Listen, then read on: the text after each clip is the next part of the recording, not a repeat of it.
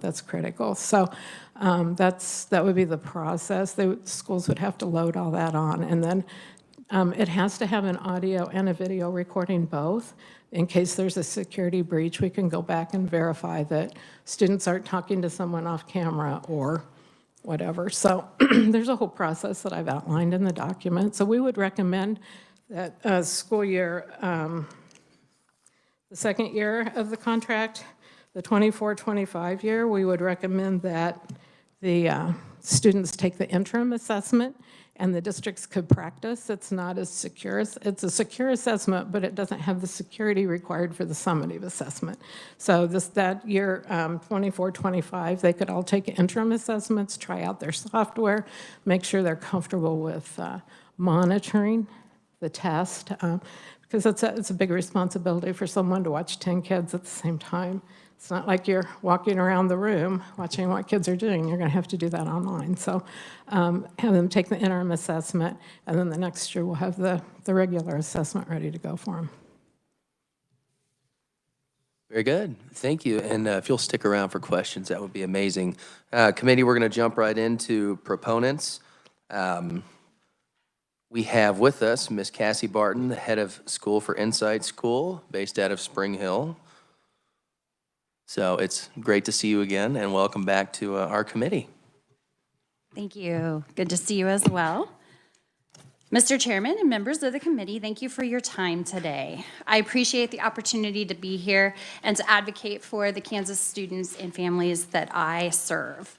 I am Cassie Barton. I'm head of school with Insight and Kansas Virtual Academy, and I'm pleased to speak in support of House Bill 2080, which would allow our students to take the state assessments virtually. Right now, we are just getting into the prime state assessment season. At the end of March and beginning of April, I'll have all of my staff involved in the logistics and the proctoring of the Kansas summative assessments. As KSDE went over, that's 3rd through 8th graders, 10th graders, and 11th graders all have assessments that they need to take on site currently. We have 14 locations across the state that we've secured testing sites in, and we're working to test over 950 students in person this spring. We sent communications just recently to our learning coaches, usually the parents of the students, letting them know, like, hey, this is coming, be prepared. And I want to share a few of the responses that I have received pretty quickly. Here's the first one. My student will not attend due to the mental and emotional distress it causes him to be in a classroom setting. Here's another one. I am not comfortable with my kids testing on site because of their severe asthma. They are very sickly kids, and that is why we go to online school. Another one said, my student has extreme anxiety and does not do well when taken out of her normal routine and safe places. I foresee several issues with her testing in person. The final one, my student is not going to be able to make it. I don't have anyone to drive him. So over the next month, I'm going to continue to receive these communications. I sent it Monday, so this was just tip of the iceberg, I'm sure. And as you can gather, in-person state assessments causes a lot of stress and anxiety in general, but a little bit extra, I think, for our virtual students and their families. I also don't think it's what's best for our students because it presents our students with additional obstacles that other students in the state that are in brick and mortars don't have to face as they're trying to perform to the best of their ability. Our virtual students have to take a test in an unfamiliar setting. For our schools, we use hotel meeting rooms as testing sites. Once our sites are booked, each student in a tested grade level is then assigned to their nearest testing site on a particular date. Staff then are also assigned to dates and locations all over the state. We try to assign everyone to the site closest to them, but there is going to be some travel involved to some extent for most people involved. The meeting rooms are set up classroom style for our proctors and the students, and our proctors do arrive early. They bring in computers that we've rented that already has the software downloaded, the KITE system downloaded for our students, get it all set up and ready. Make sure that we are prepared for our students, and this includes providing any in-person accommodations that our students on IEPs, 504s, et cetera, may also need. Upon arrival for our students, their legal guardian or whomever brought them checks them in with a staff member, and then students enter that meeting room. And they head to an assigned seat. That right there can be a really big obstacle for our students because they're not used to being away from their learning coach or whoever's supporting them day to day in their schooling. And so that can cause anxiety for them. Once all of our students have arrived or it's time to get started, we dive in. And many of our students are sitting in a hotel where they've never been. Possibly they've never been even in a meeting room in a hotel. And here they are being asked to perform to the best of their ability. This change from their usual school setting can be abrupt, and it is a large distraction for students. Because we assign students based on their physical location, they may not know the other kids in the room that they're testing with. It might not be the students that they see online in their classes and their interactions with their peers and their teachers. They also may be being proctored by a staff member that they do not work with on a regular basis. It could be an elementary student, but the proctor may be a high school teacher that was closer to that testing site than their actual grade level teacher. Of course, this causes additional stress and impacts their ability to perform. Virtual students also have to complete testing in a manner differently than the brick and mortar students do. As they've covered, KSDE gives us a window. This year it's March 20th to April 28th. And in the brick and mortar schools, what they typically do is have the students take no more than one state assessment per day. So you've got students, a lot of them are taking 4, 2 for ELA, 2 for math. Some grade levels also have science, so that would be 6 assessments that they need to take total. Sometimes the brick and mortars can even spread that out and only do a couple of weeks, et cetera, et cetera. Because of all the logistics that are involved in getting our virtual students to an in-person site, it's just not feasible for us to do the same, to bring them back time and time again to complete all of their assessments on different dates. Instead, our students take all of their assessments on one date. We know this isn't ideal, and we know it is very daunting for our students, but we just also know it's not possible for our families to return again and again to complete testing over time.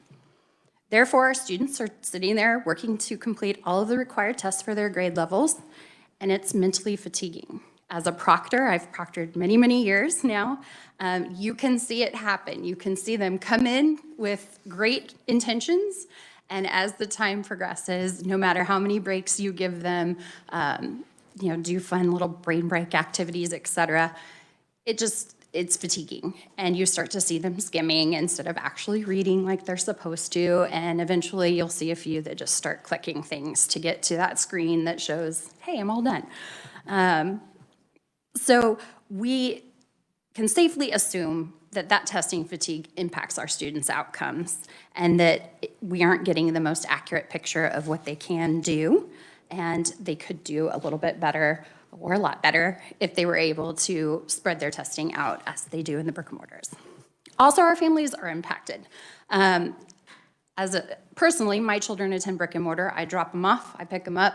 I may or may not realize it's testing date. Maybe I got an email saying, hey, don't forget to feed them a really good breakfast, et cetera. Our families have to actually bring the student to the site. A lot of times for our families, that means someone's got to take a day off of work to transport the students, hang out while they're testing, and then take them home. If a family shares a vehicle, that can be difficult because they've got a carpool to work so that the vehicle's available for testing. It can also, of course, incur costs as far as gas money goes. And if they're going to have to travel a little bit, we try to keep it within an hour at most to their testing site. But then they're going to have to account for meals and things throughout the day as well. So state assessments, as I said, in general, cause stress for students everywhere. All the kiddos want to do just their best. They want to show what they know and make their teachers proud. But as I've outlined, virtual students having to test in person just adds additional layers of stress, all of which impact their ability to perform at their best. The additional stresses could be eliminated by virtually testing them for the state assessments. I do understand that there is a security concern, and I feel that this bill, House Bill 2080, has provisions in place that make sense and would address that concern. Our students, families, and our staff are not new to online testing. We do everything virtually, so this is a norm for us. In addition, we've been administering growth assessments. This year it was FastBridge. In the past, it's been the NWA MAP assessments, completely virtually for years. I think we started that in about 2018. I can attest that our students' results on assessments align to what our staff who are working with them on a regular basis can see in the classroom and know that they are able to do. State assessments, that's not necessarily the case. Our families do understand the importance of test security, and they also understand student autonomy while taking the assessments. We're very big on that. It's a session in our orientation week. It's a topic we revisit anytime we're getting ready to proctor the FastBridge assessments. I know that they would appreciate Insight and KSVA being allowed to test the students virtually for state assessments, and that they would actually help us ensure that the students are in a quiet and secure testing environment where we're going to get more accurate data for our students. Allowing our virtual students to be assessed virtually would be the best for them. It will allow them to test in a place where they're familiar with people whom they're familiar with. It would reduce the distractions, the stress, the anxiety that can come with it, and in turn give our kids the better opportunity to demonstrate what they know. Again, I want to thank you for your time and consideration of this bill, and I appreciate your support of our state's virtual student population. Thank you very much. Thank you very much, and thank you for coming. Committee note, we also have written proponent testimony from Courtney Lohman, parent and educator in the Olathe School District. With that, questions for either the reviser, KSDE, or Principal Barton? Representative Schreiber. Thank you, Mr. Chairman. Ms. Barton? Sorry. I just wanted to clarify. I think you started out and talked about you had 14 locations across the state. Is that for testing, or is that? That's for testing. So I have 14 different hotels that I have secured meeting rooms on several different dates over a couple-week window, so that our students can travel to the nearest one. I have places from like Colby, Garden City, KCK, Lawrence, Topeka, just the whole state. So if this bill passed, then you would not use those, or would? We would not. Okay. You would take them at home, or? We would take them at home. We would also offer them on site at our office, which is in Spring Hill, Kansas. Of course, if there was an extenuating circumstance, we would work with the family. We always do that, and could play those situations case by case. Okay, I just wanted to clarify. No, great question. Thank you, Mr. Chairman. Thank you, sir. Representative Stogsdill. Thank you, Mr. Chair. Maybe somebody can answer this, but how many students are we talking about that would take advantage of this program? Is there any estimates of that? For my school is 950 this year. I don't know about total virtual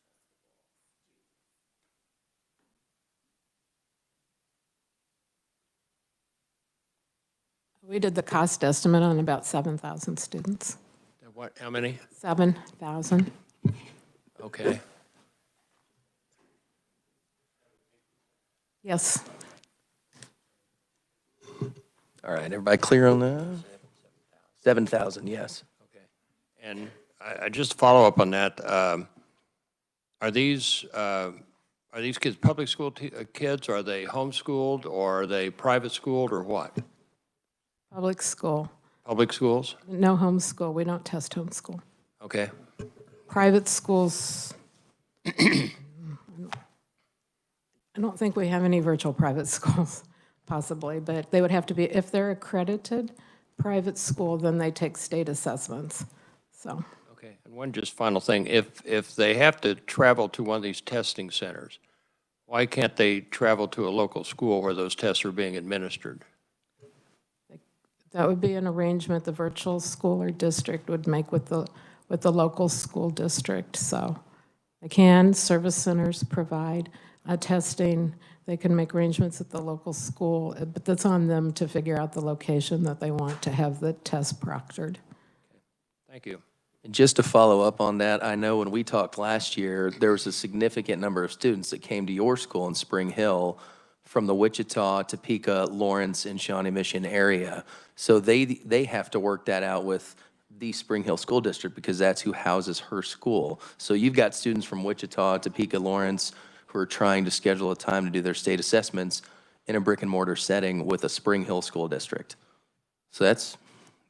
Right, and we've been told that it is to be our virtual staff that are proctoring our students There was at one point kind of a collaboration of virtual schools, and we would help out one another. If I had a testing site secured out in Garden City and another virtual school had a few students they needed tested out that way, we would work together to manage that, and that worked well, but it's a lot of logistics. We have reached out to brick and mortars in the past to see, could our students come take them when your students do, but that, as a brick and mortar, you're taking accountability for students that aren't yours. And so that becomes the hiccup there as far as them just walking into their local school district and saying, hey, I'm here for testing. So, and we want it to be with our folks that are familiar with our school and our kiddos and just kind of how things operate as well, to help ease as much as we can that anxiety that comes with coming on site. Representative Sanders, Hill, and then Ruiz. Thank you, Mr. Chairman. So if I'm understanding this correctly, the students who are in the brick and mortar buildings are taking the exact same test in the exact same way. They're doing it online as the virtual kids. Okay. So my question is, why is it limited to students who are enrolled in a virtual school? Some of the examples you gave, like somebody being sick and not able, to go. Well, what if a kid who's enrolled in a brick and mortar, why can't he or she take it online? I don't know that I have the answer to that, but I think that would make sense to be possibly opened up where it could be utilized in some of those situations as well. Right now, I'm just responsible, and any virtual school principal is responsible for just their own students, so that's what we focus on. Well, yeah, but I mean, even the brick and mortar would be responsible for the outcome that their student, even if they did it virtually. And then my other concern was, talk to me again, and I know you did address this, about the proctoring and the assurances that there isn't cheating going on. You're talking if it went online? Yeah, Sure. like, how do you know, for example, somebody doesn't have a element chart on the ceiling? Yeah. So we've just started kind of brainstorming on some of these things, but one of the pieces is we see our students online on cameras day in and day out. So we become very familiar with the setting that they typically are in when they're schooling. We know what's in the room. We could ask them, that could be a step before we start the assessment, give us a tour, make sure that there's nothing on the walls, no aids that they're not allowed to have available to them. As far as, watching to see, when we do like fast bridge testing, their mics are on and their cameras on, so we can hear if anybody's telling them anything. We can see if anybody comes into the screen and is, whispering anything in their ear. You can see if anybody's sitting. You'll see a shoulder if somebody's next to them. And so we can kind of monitor those things. If we see anything like that, we stop the assessment, and we'd envision doing the same thing with a state assessment. Visit with whomever might be in the background, parent, legal guardian, whomever's hanging out and being their assistant or their learning coach for the day. Remind them of why it's important for the student to do the assessment on their own, proceed, and then if it would happen again, it would be escalated to an administrator to address, and then we'd have to talk about kind of different options for how to get the test completed. Now, do a lot of these students normally have some kind of a learning coach with them? Everybody has a learning coach identified. The younger ones, yes, you'll typically see them in the background. They might be cleaning up the kitchen as the kiddos working at the kitchen table. As they get older, you'll see them be more independent. They still have a designated learning coach that's responsible for their schooling and checking in and answering communications and things like that with the school, but they're not necessarily sitting right there beside them. But when they're doing an assessment, they can't have that person. Correct. The person could be around, but they couldn't be assisting the student at all. And they know that. That's how we do like fast bridge, or anytime they take a test in one of their courses, they also know that that's the expectation. So the learning coach or whoever could be around. They could be in the home, or, I think in the home versus in the room. Right. I think we'd recommend that they stay out of the room. We prefer, It's tough with students because they prefer to school in different places. Some do school at a desk in their bedroom. Some have very beautiful designated homeschool rooms, you know, that they go to for their classroom at home. Some are doing it at the kitchen table, and life is happening around them. So we'd have to talk through that with our learning coaches, add that to our orientation sessions, and then we usually have information sessions leading up to state assessments anyway, so we would just cover that again. Make sure that they know, like, you can't be in the room, you can't be talking to them. If they have an issue, this is the other thing, you know, tech issues, especially when you get those little third graders in there, you know, they're going to have to reach out to the proctor on the microphone versus calling their learning coach over, which typically in a regular day, they'd just call their learning coach over, my mic's not working, or whatever the case may be, and their parent helps them. Thank you. Thank you, Mr. Chairman. Yeah, go ahead. So that's why you'll see in the cost proposal, or the fiscal note, and then my timeline, that the state would have extra expectations for the large-scale state summative assessment. So what she's explaining is true for FastBridge, it's true for NWEA, it would be true for our interim assessments. It's a secure test, but if something happens and an item gets breached, we'll have a conversation. But on the state summative assessment, if someone helps a student answer the question, then that question gets thrown out for all the kids because it's been a breached item, okay? We've had instances with test security where people will take a picture of the test item, right? Like I'm standing here, I'm not on camera, and I could, with my camera, take a picture of that, right? And people of her screen, right? I can see it. Right? That gets posted on Facebook and you've lost your test. So that's why in the fiscal note, we have to have the parallel form, we have to have a breach form, and we have to be able to replace items as they get exposed. I'm not accusing anyone of cheating. I'm just saying that we have to, on the state, for this particular assessment, be proactive and know that we're not jeopardizing the test results of all the students in the state because someone needed help with their computer or with an item in a setting. And so there's software, other states do this, right? And the cost estimate is about $7 per student per hour to monitor with the test security, with the 2 cameras set up and the audio and video recording of it, that it can be done. But it comes with a cost. And so that's why I provided the cost estimate for you. And I think we can get you an answer to your original question. Sir, if you want to hop up, I know you have the magic answer for his first question. Identify yourself for the folks on video, please. I'm Daniel Clausen. I'm the Education Policy Advisor with Kansas Action for Children and a former teacher. So having administered state assessments for the last 10 years prior to this, minus 2020, we have very strict requirements for what our classroom environment can look like. Anything that's on the walls that might be an instructional aid has to be taken down or covered up. And then we have schools individually come up with plans for students who are absent on a test day. So it might be they test in the classroom on a successive day, or they might work with an instructional coach or someone in the school to continue to complete that test at school. We do it that way so that we can, one, control the environment and make sure that resources that they're exposed to are limited, and because that's what our state guidelines dictate we have to do. And also, it gives them a consistent environment rather than them trying to do this at home where they're used to playing video games or being on their computer doing other things, watching TV. They're doing it in an environment where they're more used to focusing and learning. And plus, if someone's sick, we don't want them testing while they're sick because we know we're not going to get a very good result if they're testing while they're sick.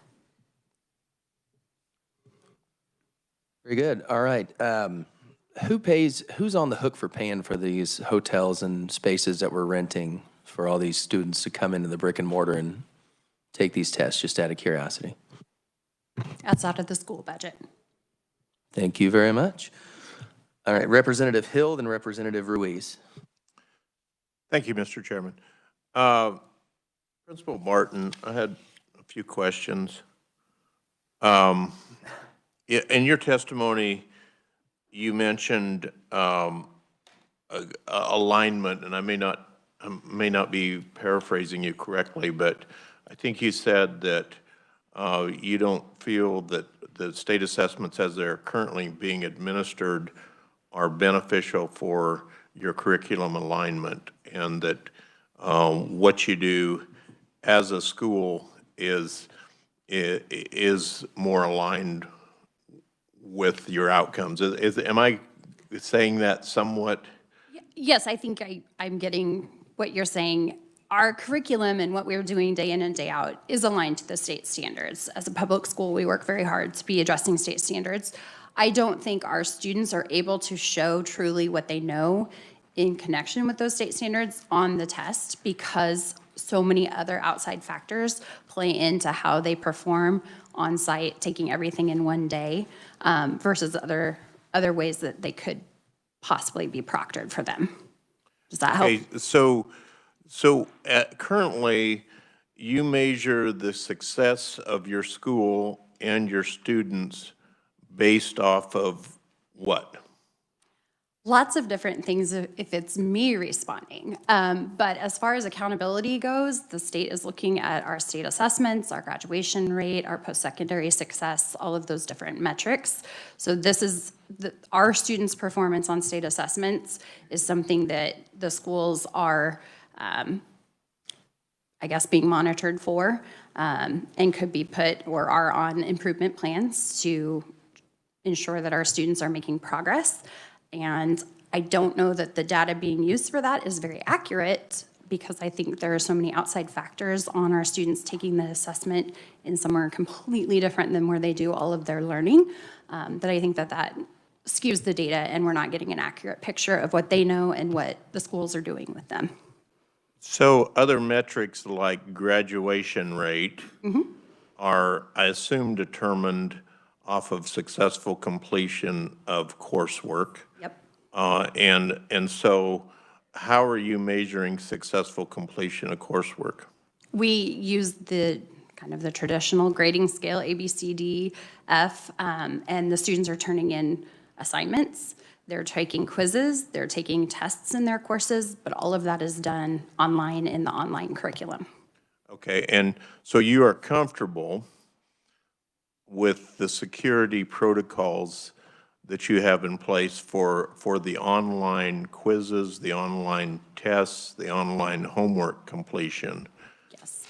I'm looking at this a little bit, and just my down and dirty math, we're looking at about $1,000 per student to initiate an enhanced state assessment that may or may not be comparable unless validated to the existing state assessment.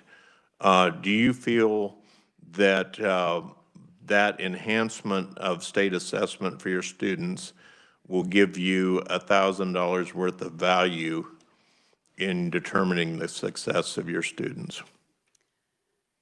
I definitely think it will give us an accurate picture, and I think our kiddos are worth spending money on. I feel like they should be getting the same opportunity to show what they know that any other student does, and I don't think they are right now. We on the staff side of things are looking at a multitude of metrics, you know, and the kiddos and what we know about them. Some students' success is they logged on that day.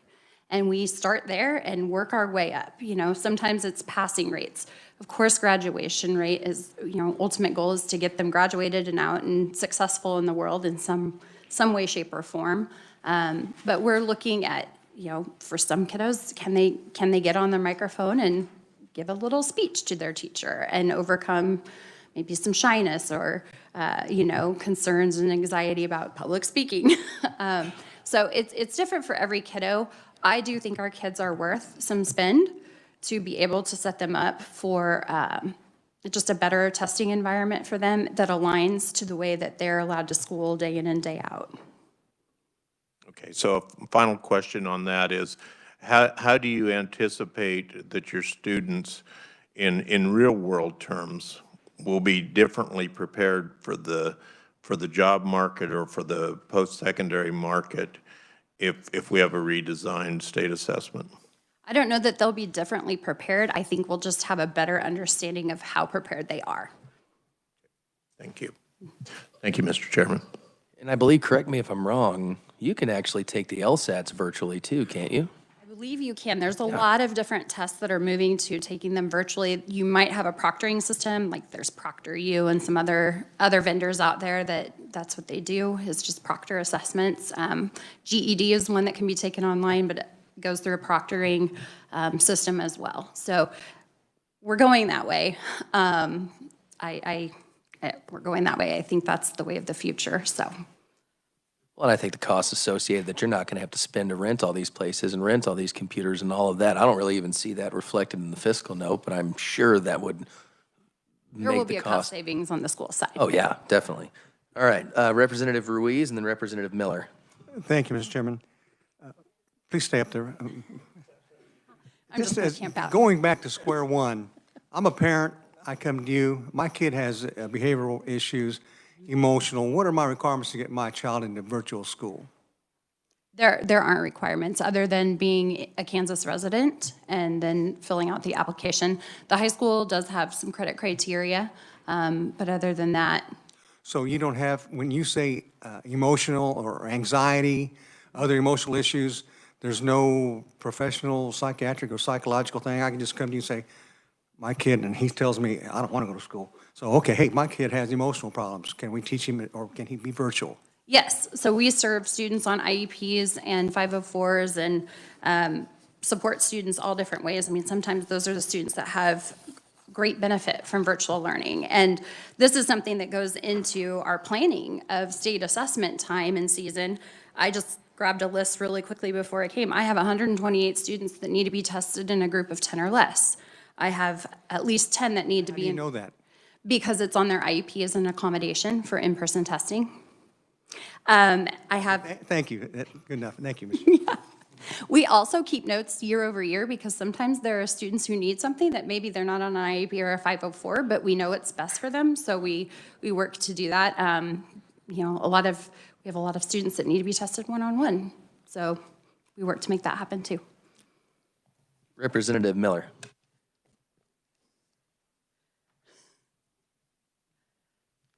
Thank you, Mr. Chairman. Most of what I was going to say, actually, I was just going to speak on the security of the testing from recent experience. So taking there are many tests that already do virtual entirely, including the NAIC insurance test. So it's as easy as having to take a photo of all four directions where you're at just to prove that there's not like a secret cheat sheet on the wall. So it's pretty hard to mess that up. So and everything else I was going to say was already kind of covered over the last 5 minutes. So Don't you hate it when that happens? it happens a lot around here, so I just keep my mouth shut until, because Adam's probably going to mention Yeah, it I anyway, don't have the ability to keep my mouth shut, but I'm trying day by you. day. Representative Estes. Thank you. Jason, this question is for you. When I'm looking at page 2, lines 3 and 4, that would be compatible with the timeline that was presented by the State Department of Ed. So basically, when we're saying the act shall take effect and be enforced, that doesn't mean that they have to be ready to give the test virtually by that date, but that means that they should begin the process, or am I incorrect? Mr. Chairman, members of the committee, I think the bill itself would take effect on July 1st of this year. The key language is on page 1 in lines 7 and 8, where it says any student enrolled in a virtual school on a full-time basis may take any statewide assessment required pursuant to the statute in a virtual setting. And so that is the triggering language that when this goes into effect, any student who's a full-time virtual student may take a statewide assessment. There's not explicit language that each school district has to provide that state assessment in a virtual setting immediately on July 1st of 2023 to avoid any possible ambiguity in the bill. The committee might want to consider an amendment that commencing in school year 25-26, I think according to the timeline, then any full-time virtual student may take any statewide assessment. Since I believe the 24-25 school year was going to be more of a field testing selective administration year. Just something for the committee to consider. Thank you. Representative Haskins, and then Representative Stogsdill. Thank you, Mr. Chair. Ms. Barton, just when you got comfortable. You do not have as many questions as KST, so I'll just give you that. So talk to me about the modality of how you deliver courses. Right now, the tests are to be synchronous, meaning live and at the same time. So, but the state assessment would be synchronous, right? So course exams, course lessons, are those also synchronous, or are they hybrid in your program? Or asynchronous, meaning students get to do them on their own time, just meet the deadlines? All of the above. So not everything is, if I give an assignment, I have a proctor or a teacher in front of me or a learning coach. It's like I'm going to do that on my own, like any online course, right? Okay. How many of your students, because you gave really good examples, how many of your students fit that model of, of issues of not going to the hotel? Or because there's also technology requirements that they may or may not have, such as the phone or the cameras and an additional laptop and have you surveyed your teachers and faculty, or I'm sorry, families? Just like who's in favor of this? We'll make it simple.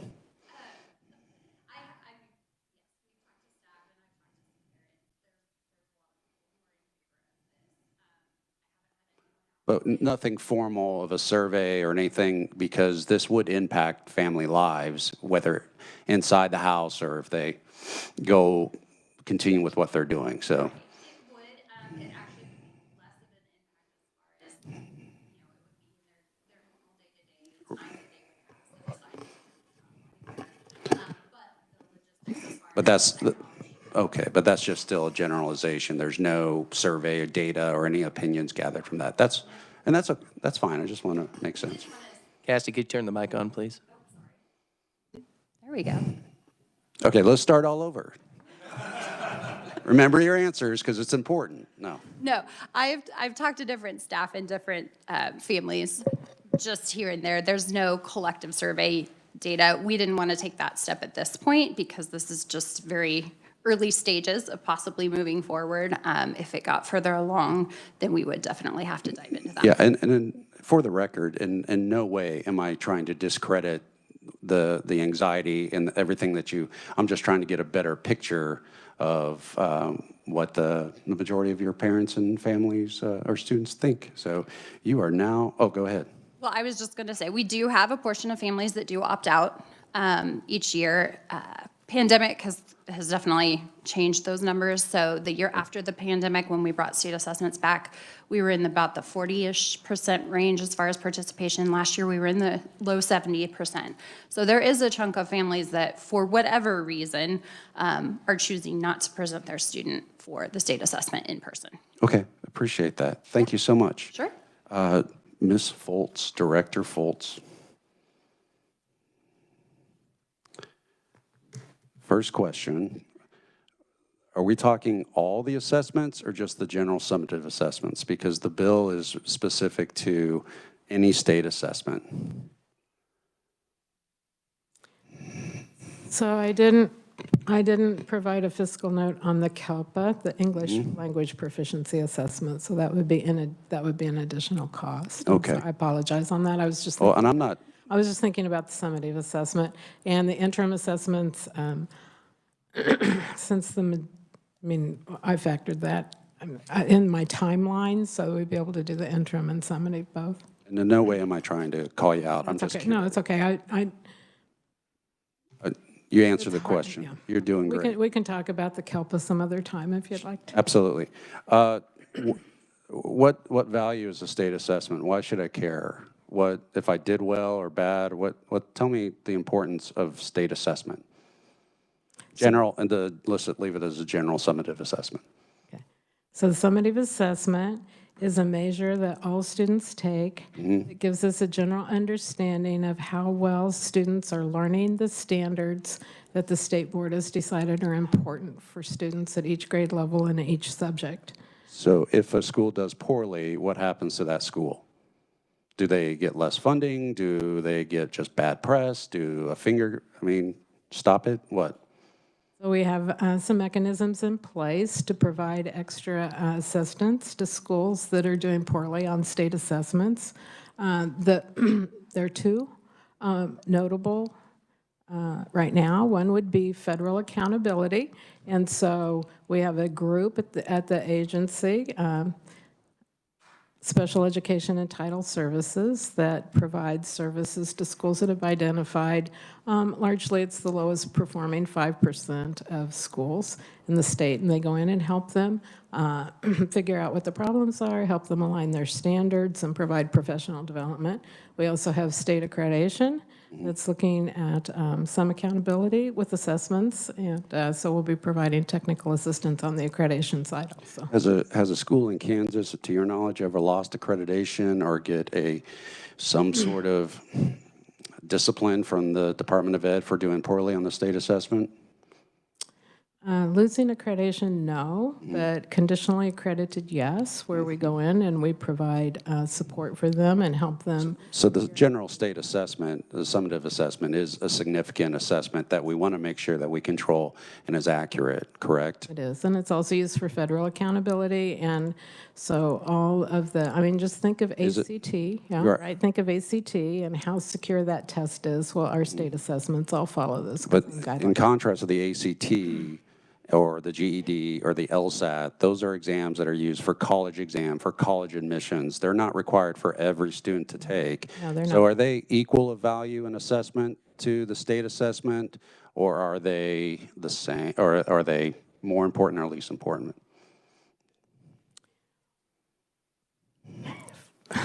For the individual student, as they graduate high school, I think the ACT can have some significance and importance.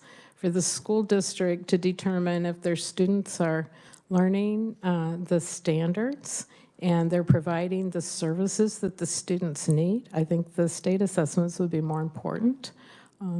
Nice job with that one. On your last question, what involvement did you have in setting these virtual settings for the requirements that are in the bill? The 10-to-1 ratio, the 2 cameras, did KSD play any role in that? No, not that I'm aware of. Thank you. Very good. And something in the language in the bill, keep in mind on line 8, it says this is a may. This is not going to be something that's mandated. I just want to point that out to the committee. They may take the statewide assessment virtually. This is not going to be a mandate, just for the record. All right, moving on. Representative Stogsdill and then Representative Younger. Thank you, Mr. Chair. I'm just curious. I remember 2 or 3 years ago, there was great wringing of hands and gnashing of teeth over our kids not being in brick and mortar classrooms. And now you're saying that there's over 7,000 kids that are still in virtual classrooms. Is there some major reasons why those kids are not back in brick and mortar classrooms at this point? Anybody? Our schools have been around for a long time. Insight opened, I believe, in 2008, KSVA in 2013. So there were always well, not always, but from 2008 beyond, there were students in the Spring Hill School District that were schooling virtually. Of course, we saw a large enrollment increase with the pandemic, but post-pandemic, our numbers have been remaining higher than they were pre-pandemic. And the families are just saying that they've come and they enjoy it. The learning coaches get to have more of a part in their students' education. They're more involved in what the student's doing day to day, and they like that. Sometimes it just works better for the family dynamic to have the students home and have some flexibility, not have to be at a building from 8 to 3 every day. A lot of parents say that it just works better for their student. Maybe they were facing bullying, and that's just kind of erased in the virtual environment because they're not in in the building anymore with those students that were possibly causing some issues for them. So it's really a variety of reasons. We still have some students here for health concerns, either themselves or family members, and just being extremely cautious. And it's just different reasons for every kiddo, but those are kind of the frequent flyers that we hear as students come to us now and enroll or have chosen to stay with us over time. Thank you. Real quick, could you tell me how many special ed and at-risk kids you have, and also remind the committee how much weighting you get for that, please? I don't have exact numbers, but over 200 students that are special education, IEPs, 504s, any of those types of things, ILPs with the English language learners, and we get no extra weightings funding-wise. Thank you, and that's just your school, not statewide? Yes, correct. Thank you. Representative Younger. Thank you, Mr. Chair. For KSD, do regular ed, special ed kids get accommodations for the state assessments? Yes, yes. In fact, we have universal accommodations, so even students without IEPs or 504s can have some accommodations. Like, Can you give some examples of that? sure. So on the math test, well, so they can, anyone can make the screen size. It's just like with your phone or with your iPad or your tablet, right? You can have it accommodate to your needs, whether you need to change the color, you need to change the font size, you can, the spacing. We have all those types of accommodations available to everyone.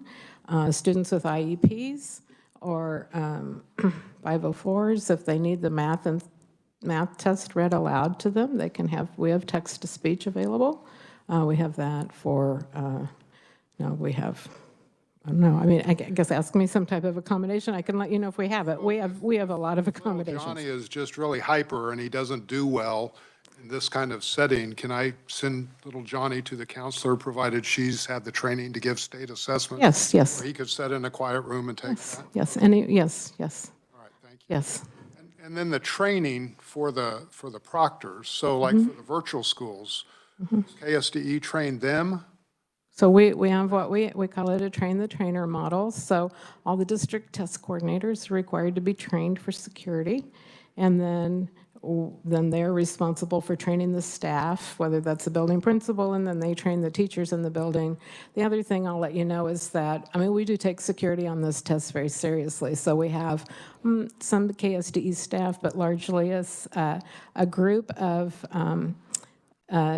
test coordinators in the state called our Kansas Assessment Advisory Council, and they volunteer every year to go out and monitor schools to make sure every school is giving the test the same way. Okay, so we go out and make sure there isn't any, anything that they don't have the letters around the classroom like you think of in an elementary classroom, or they don't have their number chart on their desk, right? Or they go in and make sure that every student has the opportunity to have all of the instructions read to them. So we ask that all students have headphones, right? And they can listen to that, or the teacher will also read the instructions out loud. So we do all of that monitoring. So when we go virtual, we still have to provide security monitoring, right? Which is why I wrote into this timeline that then, because the tests will be audio and video recorded, then we'll have to take a random percent. Somebody calls in and gives us a heads up that something happened, right? We'll have to go in and then review that to make sure that it followed all the security protocols. So we'll continue, we would have to continue the monitoring to make sure everything was very standardized and the same for all kids. Thank you. And I had two questions for the insight. Fire away. So I've heard learning coach term used a couple of times. Is that a paid teacher in your district or a parent, or who is that person? It is an adult that the legal guardian identifies upon enrollment that is going to be the person that is overseeing the student as far as the education piece goes. A lot of time it's a parent, it's a mom or a dad, but sometimes it might be grandma, grandpa, because that's who the student's with through the day while the parents are working. And then my last question is, if this were to pass, to go through, would kids have an opportunity to to take it the way they always have. I want to go to Hotel B and take it in a conference room because that's where I'm going to take the test best. I think we definitely survey our families to determine where those students who would really adamantly want to take it in person would be located, and then we try and work with them from there. We wouldn't probably secure 14 different hotel rooms over the course of a few weeks. We would probably assume a lot of them are going to go the in-person route, or the online route. Some of our students do love the in-person route. Doesn't mean they're not distracted and their outcomes aren't impacted. We get the social butterflies that just can't stop talking because they're so excited. And I could see some of that happening. So we would definitely allow it in our office. We'd be set up and ready to go proctoring in person. But for students who aren't in the Kansas City area, because we're located in Spring Hill, we would have to kind of survey and figure out some logistics that way. Thank you. Thank you, Mr. Chair. I'm a little concerned when you said social butterflies like to talk a lot. You looked right at me. No, not at all. Okay, all right. You're charismatic. Thank you. Wow. Time to resign. No, Representative Donahoe. Thank you, Mr. Chairman. I have a question. Say this goes through, how are we going to be able to measure the result of this? I think it could be interesting because it will be a different assessment, it sounds like, but looking at the outcomes that we've had in the past and measuring what does that look like then in the future when our students are taking them virtually. My prediction would be we would see a lot fewer students in the levels 1 and 2, the lower levels as far as outcomes go, and we'd see those students moving to more closely aligned to grade level. And currently our school typically year over year is below the state as far as number of students in the lower end, and I think we would be closer to that state level, if not exceeding it in some grade levels at times. So do you have a feeling, say you're dealing with the children on a daily basis and everything, and I would imagine you kind of assess where they're at based upon the responses, everything, and then you see them go into these motel rooms and everything and take tests. Do you have a feeling or any statistics on how much you think that's impacting them?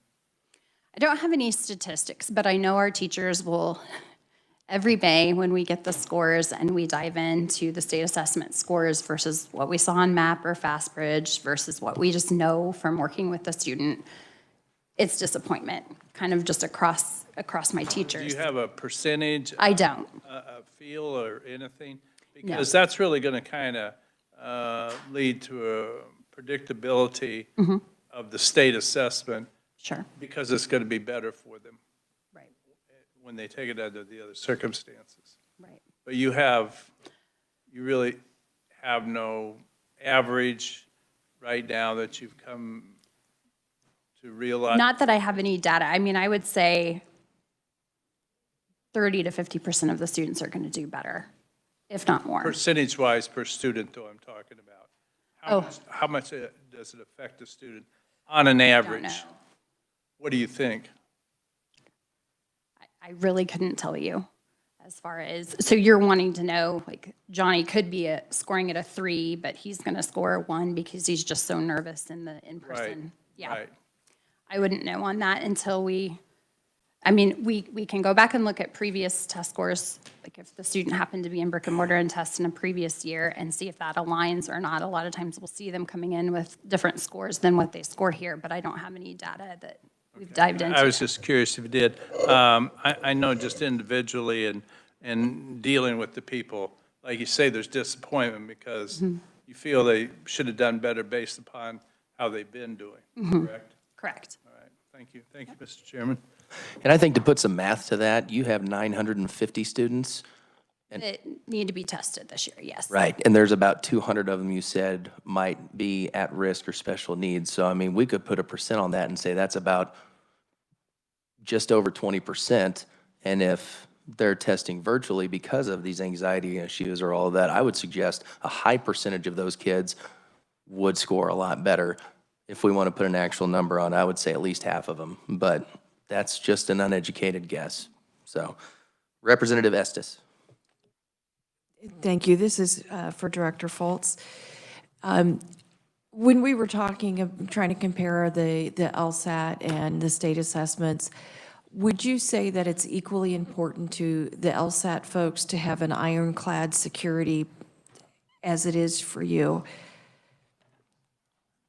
Of course, and I think they do. I just think the difference is you have adults knowing the consequences if they aren't versus, students and learning coaches that may or may not understand the consequences. So we have to be prepared. LSAT is prepared. I mean, if someone breaches an item on the LSAT, it's a big deal, right? It's a very big deal. So that's and the other thing, I'd just like a point of clarification, it's not a different test, it's just a parallel form. So just think about if we're asking someone to calculate the area in a bedroom for new carpet, right, on one form, the other form might be asking them to calculate the area for flooring in the dining room. I mean, it's just, they're parallel, they're asking the same skills and knowledge, and it's the parallel form. So that's why it takes the extra psychometric work to equate them. Okay, thank you very much. I wonder who creates the LSATs. Is it kind of like the state assessments where it's created by teachers, by educators, all that? I would be curious to find out, or is it just a group of lawyers? Not that I don't trust lawyers, but I would be curious to know that. Representative Schmoy.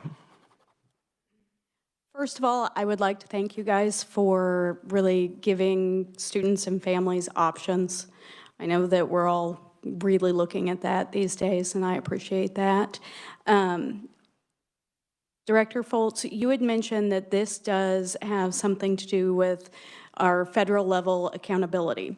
So I'm wondering, are there other states that are doing this? And if they are, how's it looking for them? Has it been effective? Really, what's it look like for them? Yes, so there's states that, I have to choose my words carefully here, because I could, there's a cost involved. So states that have more funds available to them for state testing obviously have more forms available. And the more forms you have available, the more options you have to do with different types of testing locations. Representative Sanders. Thank you, Mr. Chairman. So if I were to offer an amendment on line 7, striking the words "a virtual" and replacing it with the words accredited public or private. So in other words, it would read, any student enrolled in an accredited public or private school on a full-time basis may take any statewide assessment required, et cetera, et cetera. Would that be viewed as a friendly amendment?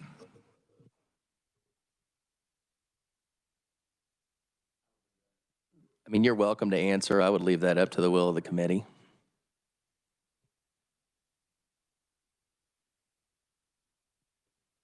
All right, well, moving on.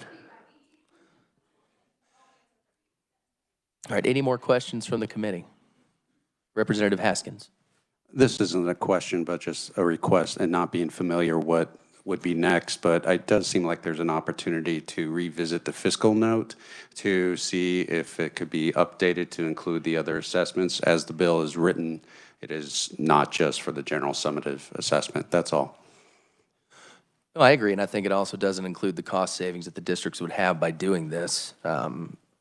Because, I don't think the school is going to provide computers for the virtual kids to take these tests. I think they already have their own, and I don't think they need to rent a room in their own house to take it. So I think that would also be some significant cost savings. Any other questions from the committee? Okay, I do think it's worth pointing out, when we talk about the virtual schools, the purpose of the virtual schools, I have to say, some districts, I hear that oftentimes they're doing it maybe just to help the district, maybe increase funds. This is an option for all students to be successful. They don't have to do what they do. They don't have to provide that extra service for students to be successful. So I appreciate, Principal Barton, what you do and the fact that you guys go out of your way to give students yet another option to be successful. I think that's great. Also, my wife loves when I bring her up in committee hearings, so I'll hear about this when I get home, but she was going to a virtual school, WGU, to finish her degree in college, and so personally, I can tell you, I've seen this firsthand, the security measures in place, the door having to be closed, the panoramic view of the room she's in, where she's sitting, the desk she's at, from the torso up, a proctor watching it live, and me having to keep 5 kids who have, some of them have my attention span, either quiet or out of the house while the test is going on, because the door opening, the slightest bit of noise, a cat running across the table, anything can cause these tests to log out. So I have seen the way these tests are handled, proctored. Well, I guess I haven't really seen it because she'd fail her test, but she's explained it to me, and yeah. And so I just want to say, you know, that this is a system that works. And with that, if there's no other questions from the committee, I have a phone call to make. So I want to thank Principal Barton. Beth, thank you for coming. Thank you, everybody that was here. Committee, we will close the hearing then on House Bill 2080. Just to prepare the committee, tomorrow we'll be having the hearing on the bullying policy and legislation. That should be a very interesting hearing. And on Thursday, we're going to be hearing the abuse of sports officials bills. We'll also have a presentation on special ed funding. But also, if you notice on the agenda, it says bills previously heard. So bills like the current year funding bill, House Bill 2040, also this bill 2080, if you have amendments, I would get those ready, because if we have time, we'll most likely work both of those bills on Thursday, okay? And then we'll have the schedule for next week out tomorrow. The next couple weeks will be busy. We still have bills to hear, and we have a lot of bills to work. So just be ready, and if you have amendments, like I said, I would get ahead of the game as much as you can. But we do plan on working this bill and the current year funding bill on Thursday of this week, so I want you all to be ready for that. So are there any other questions or comments for the good of the committee? All right, with that, we are adjourned.